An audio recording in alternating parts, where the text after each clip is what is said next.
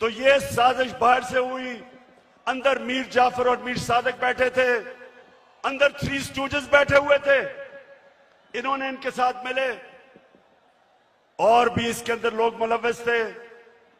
और तारीख इन सारों को किसी को माफ नहीं करेगी जिन्होंने मिलके एक हुकूमत को कब गिराया।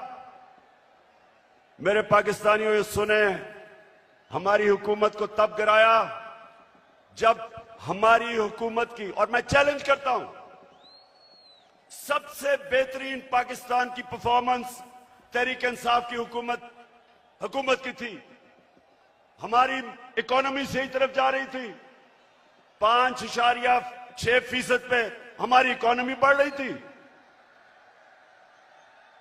ना नून लीग ने इसका कभी मुकाबला किया, ना पीपल्स पार्टी ने किया।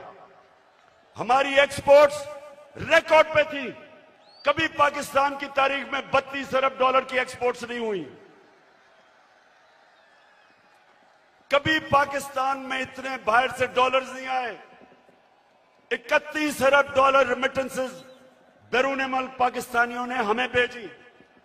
31 अरब डॉलर।